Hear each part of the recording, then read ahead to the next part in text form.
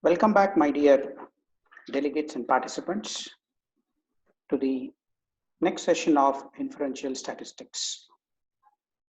In my previous session of inferential statistics, we studied about basic concepts like parameter, statistic, sample, population, level of significance, p-value, and types of errors, how to segregate the data, and introduction about sampling techniques, comparison of probability and non-probability sampling techniques, stages of data analysis, measurement of scales, comparative scales, non-comparative scales, steps of testing hypothesis, classification of multivariate analysis. So I will begin with inferential statistics, session 2. We divide test of hypothesis into 3. Test of hypothesis concerning means, test of hypothesis concerning variance and variances, test of hypothesis concerning proportions. So which is the test to be used depending upon the type of data and depending upon the type of sample, whether it is a small sample or a large sample, and depending upon the whether it is for means, hypothesis is framed for proportions, or hypothesis is framed for variance. So I have divided this into 4 columns. Hypothesis testing: when you are testing hypothesis about frequency distributions and the data is nominal scale, 1 sample chi-square test, 2 or more samples we can use a chi-square test. And when hypotheses are set about means, if it is a large sample, data is interval or ratio Z test, small sample T test, the data say interval or ratio. For 2 large samples, the data interval or ratio Z test. For 2 small samples, if the data or measurement of scale is interval or ratio, T test. If 3 or more samples, we use analysis of variance. When the hypothesis about proportions, for large sample, interval ratio scale Z test, small sample T test. For 2 large samples, Z test, 2 small samples T test. And hypothesis for variance, 2 or more samples, we use analysis of variance. So this table will give you a brief idea about how you use your statistical test based on the hypothesis testing, number of samples, and measurement of scale. Chi-square test is for independence of 2 categorized data. When 2 factors which may or may not have influence on the observed frequencies formed with respect to the combinations of different levels of 2 factors. H0 factor A and factor B are independent. H1 factor A and factor B are independent. So chi-square test is used for checking the independence of 2 categorized data. Chi-square test is also used for goodness of fit, to fit the data to the nearest distribution, which represents data more meaningfully for future analysis. Such fitting of a data to the nearest distribution is done using the goodness of fit, whether your observed frequencies and expected frequencies match. So H0, the given data follow an assumed distribution. Alternative hypothesis, the given data do not follow an assumed distribution. When you are comparing the means, we have already discussed this. When you are comparing the means of the populations, we use analysis of variance. So in some situations, the practical data may not be a normal distribution, or data may be a non-normal. It may not be possible to estimate the parameter of the data. In such situations, we use non-parametric test. So these tests are based on the data which are free from distribution and parameter. These are known as non-parametric test or distribution-free test. So NP test can be used even for nominal data, qualitative data like greater or less, or ordinal data like rank data. So non-parametric test require less calculation because there is no need to compute the parameters. I'll just take up a few non-parametric tests here. The first one, Kolmogorov-Smirnov test. It is similar to the chi-square test. This test is more powerful for small samples, whereas chi-square test is suited for large samples. H0, the given data follow an assumed distribution. Alternative hypothesis, the given data do not follow an assumed distribution. When you are checking whether your data is in the direction of the assumed distribution. Wilcoxon test, Wilcoxon rank test is a most useful test for behavioral science scientists, wherein you are going to rank the differences between two pairs. Then you are going to take the sum of all the ranks with a less frequent sign, that is T, and you compute the value of Z using this formula. T minus expected T divided by standard deviation of T. Mann-Whitney U test is another test. It is an alternative to the two sample T test. This test is based on the ranks of the observations of two samples put together. Alternative name for this test is rank sum test. R1, here some of the ranks of the observations of the first sample, and R2 is for the second sample. So the objective is to check whether these two samples are drawn from the different populations having the same distribution. Then you compute Z with this formula where U and the value is given in this formula. Now, chi-square test measures the association of two or more variables when the data is in the nominal scale.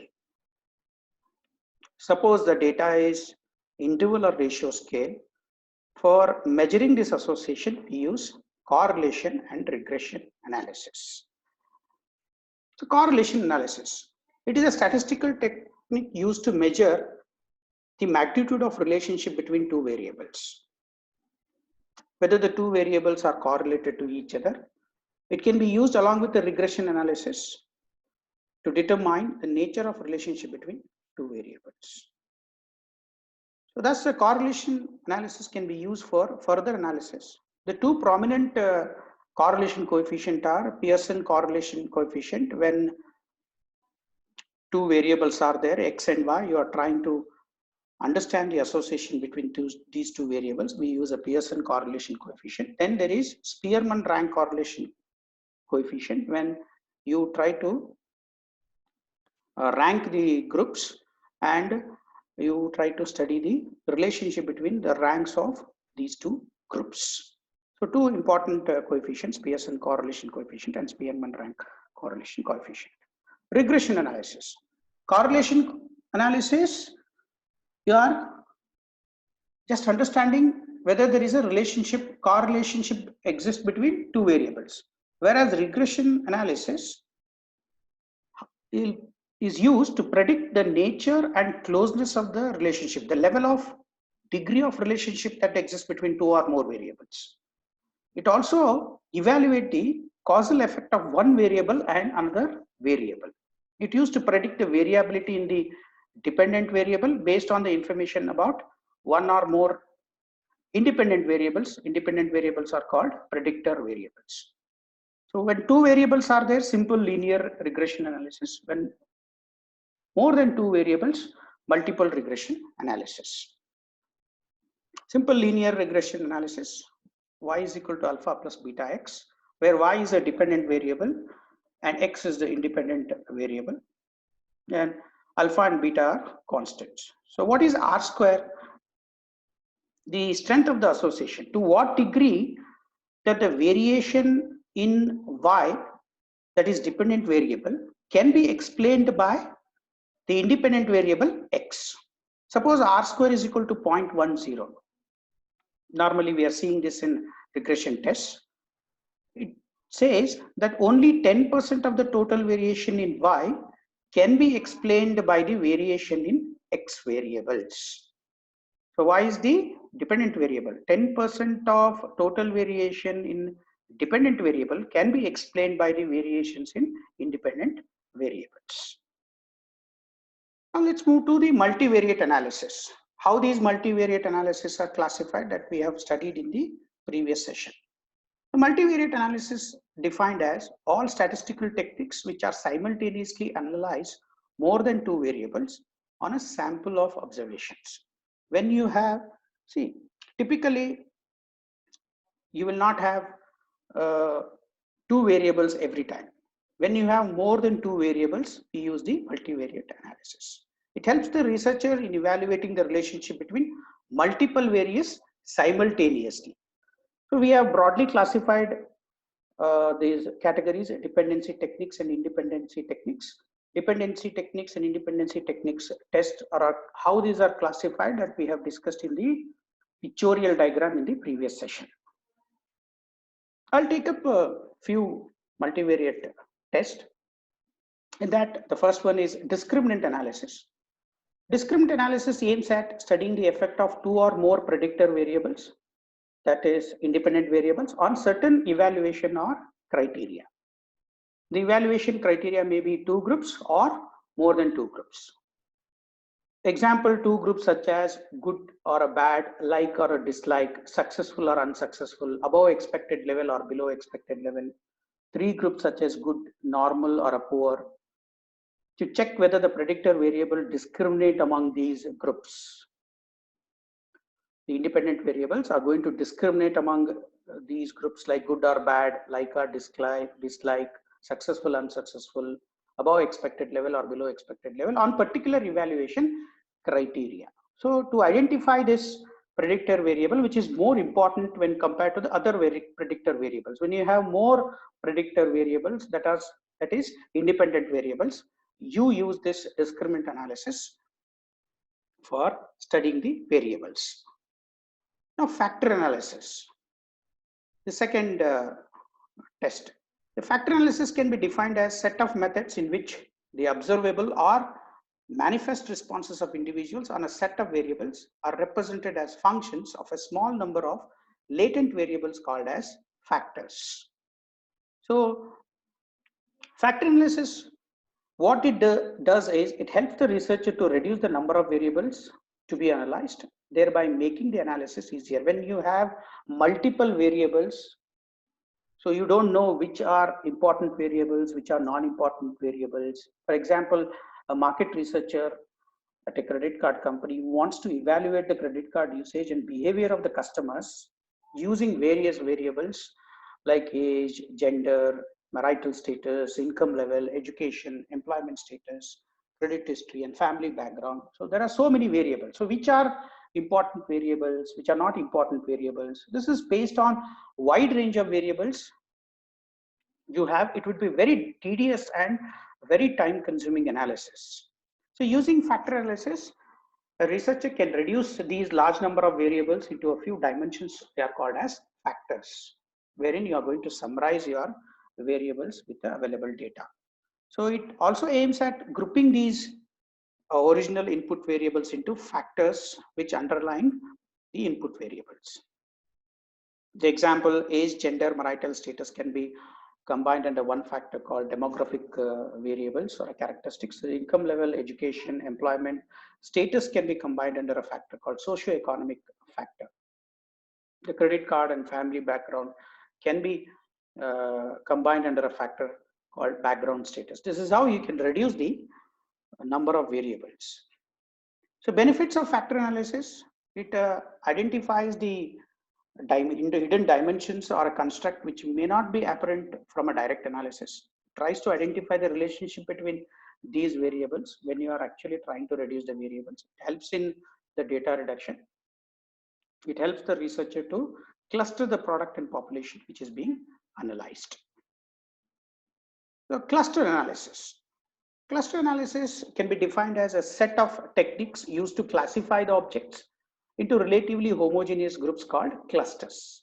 It involves identifying similar objects or grouping them under one homogeneous group as a group of objects that display high correlation with each other and low correlation with other variables in the other clusters. Then canonical correlation analysis. It is an extension of multiple regression analysis. it is a way of measuring the linear relationship between two multidimensional variables. It analyzes the linear relationship between single dependent variable and multiple independent variables. When you have a single dependent variable, but independent variables are multiple. It analyzes the linear relationship between multiple dependent variables and multiple independent variables in the second case. Example, when social researcher wants to know the relationship between various work environment factors like work culture, HR policies, compensation structure, top management, which is influencing on various employee behavior elements like employee productivity, job satisfaction, perception about the company. So this linear combination of such variables called canonical variables. So it tries to maximize the correlation between two canonical variables. So basically it is used for analyzing the linear relationship that exists between multiple dependent variable and multiple independent variable in one case. In another case, a linear relationship between a single dependent variable and multiple dependent variable. That's the difference between multiple regression analysis. Multiple regression analysis, it is analyzes the linear relationship between single dependent variable and multiple independent variable, whereas canonical correlation analysis, a linear relationship between multiple dependent variable and multiple independent variable. This is the difference between multiple regression analysis and correlation analysis, canonical correlation analysis. MANOVA, multivariate analysis of variance. MANOVA examines the relationship between several dependent variables and several independent variables. It tries to examine whether there is any difference between various dependent variables with respect to the independent variables. For example, if an industrial buyer wants to know whether the product from company A, company B, and company C, how it differs in terms of various parameters such as the quality, customer support, pricing, and reliability, is what the industrial research buyer wants to know whether the product from company A, company B, and company C. So difference between analysis of variance and multivariate analysis is that ANOVA deals with the problems containing one dependent variable and several independent variables, whereas multivariate analysis of variance deals with the problems containing several dependent variables and several independent variables. So another major difference between ANOVA, it ignores the interrelationship between variables, so leading to the biased results of the error. Whereas MANOVA, multivariate analysis of variance, consider these aspects by testing the mean difference between these groups on two or more dependent variables simultaneously. That's the difference between ANOVA and MANOVA. So this is the second part of your inferential statistics. I hope I may not have covered completely the inferential statistics, but I have tried to give you a basic introductory information about inferential statistics in my 2 sessions. Thank you.